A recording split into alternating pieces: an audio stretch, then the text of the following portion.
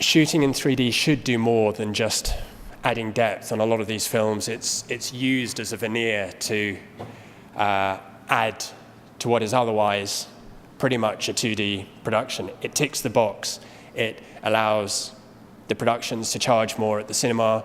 It allows it to go on wider release. It's useful for marketing, but really it is a veneer over what in many ways can be considered a 2D film just shot with 3D cameras. You can shoot that way. There are some of the biggest Hollywood features have worked in exactly that way for very understandable and pragmatic reasons. One of the biggest productions I've worked on worked in that way, again for very understandable and pragmatic reasons. It's reasons such as budget and schedule. It's usually because 3D has only been considered late in the day, so the whole reason for the film, the construction, the design, the director's mindset is very much in the 2D world, because for the most part the project has been progressing in a 2D form, and often those decisions to go 3D have very much not come as a creative decision. There's been a financial decision. We have to remember that film, for all camera departments, the artists, the designers' wishes, is a business, and the financial side is highly important. But what we're looking at today is moving that forward and looking at where 3D can go.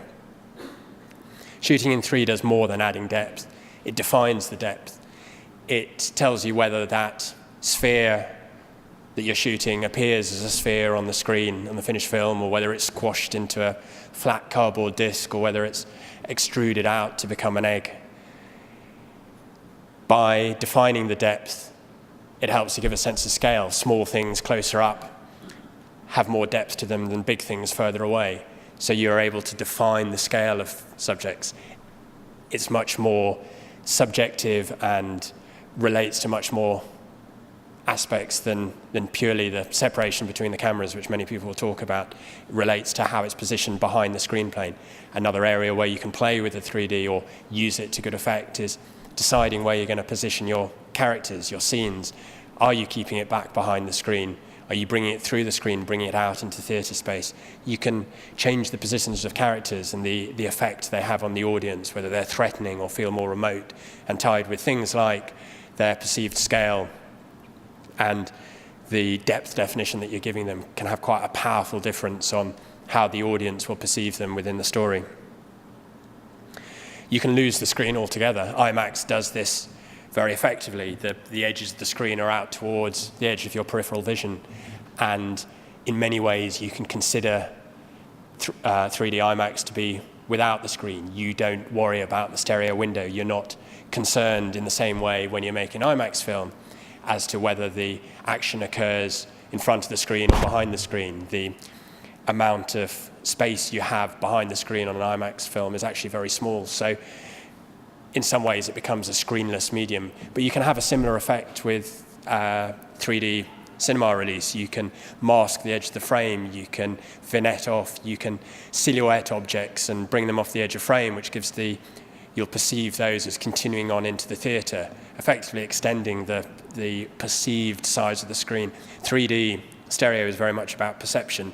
You can say what people should think, or quantitatively how they should look at a frame or a sequence, but so much is down to perception. Everybody takes with them to a 3D film a different experience, similar to 2D, but even more so. And we haven't had time for the grammar, the language of 3D to evolve so that we've got the ability to focus it accurately. A lot is down to perception, and different people will see different 3D films in different ways and get satisfaction or different perception from those in different ways. These factors that I've talked about are very definable, technical. They're the meat of 3D, and I'm in danger of going back on what I was saying at the beginning about not talking about the technical. But these are the equivalent of focusing correctly in 2D, of exposing correctly, of keeping all the information in the detail information in the highlights and the shadows. Going this route wouldn't allow the likes of Emmanuel Lubetsky to work with almost monochrome palettes in Sleepy Hollow, or Roger Deakins with his blown out skies. It wouldn't allow filmmakers to use crushed blacks or shaky cameras or soft focus, and I think 2D would be a poorer medium for it. And where we are at the moment in 3D, I think, is the point before we start to really push into those. People are starting to talk about those. It's often done in a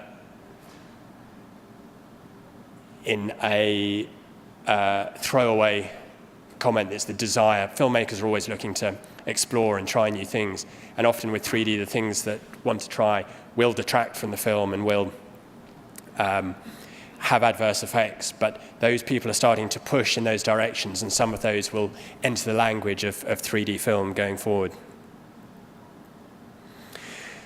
So what does it mean to use 3D creatively as a storytelling device?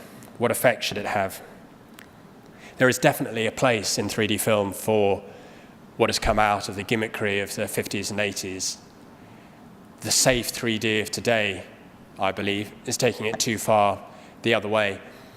Some films, some commercials, some shorts, documentaries can be looking at using the fun that you can have with 3D to good effect. We still use oversaturated colors to good effect in films now. We still use 3D sound effects in ways that now look gimmickry when we look back at the sort of introduction of stereo and surround sound, but they can still be used to good effect in 2D film. We can do the same in 3D. We can still use that gimmickry in inverted commas. But it needs to be done in a considered way. The piece that I'm going to show you at the end uses gratuitous out-of-screen moments partway through the film to demarcate the transition between the 1920s and the 1950s. This was a conscious decision. It was something that was discussed with the director, and it was something that I think works to good effect. It lifts you out of the story, but at that point of the film, you're looking for the audience to take a break before you move on to the rest of the story. For the most part, though, 3D shouldn't be used in a way that you notice. I actually don't want people coming out of 3D films that I've seen and said, wow, amazing 3D. That's not what you want them to be focusing on. In the same way as you talk to a VFX supervisor, they don't want their VFX to be noticed. If you notice the VFX, they failed. If you notice the 3D, you failed for the most part. 3D is about a light touch. You can hurt, you can jar with 3D. And this just draws attention to the medium and will normally lift you out of the story. 3D should be adding to the story.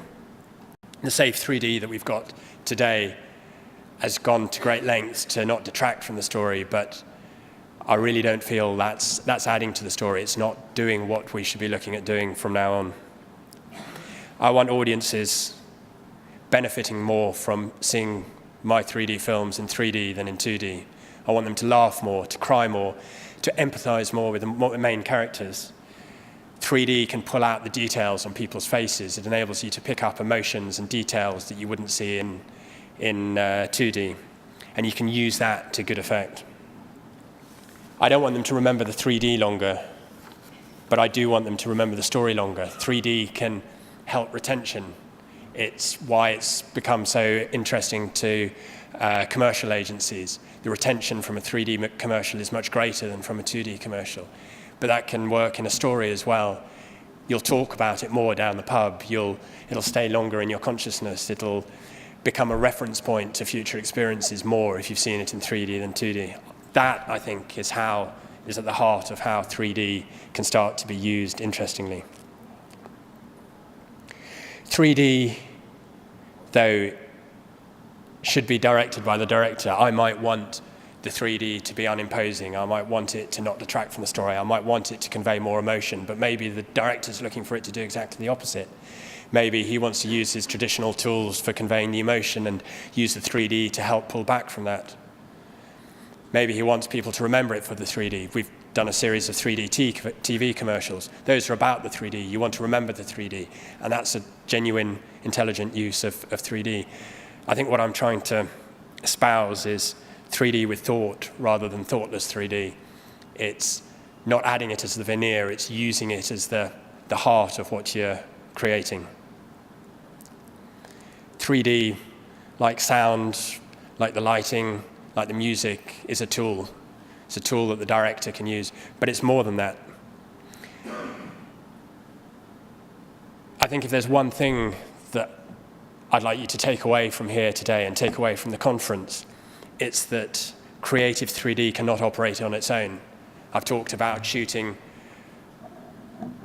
mainstream features whereby the whole process, the creative process, the direction, the design, the VFX are very much based in 2D. You can do that, but that won't give you the creative 3D. For creative 3D, it's a team game. It's everybody coming together. We've alluded to that earlier by our mention of disagreement and discourse, different parties coming together and approaching it from different angles. For 3D to work creatively, it's got to pull together the different aspects.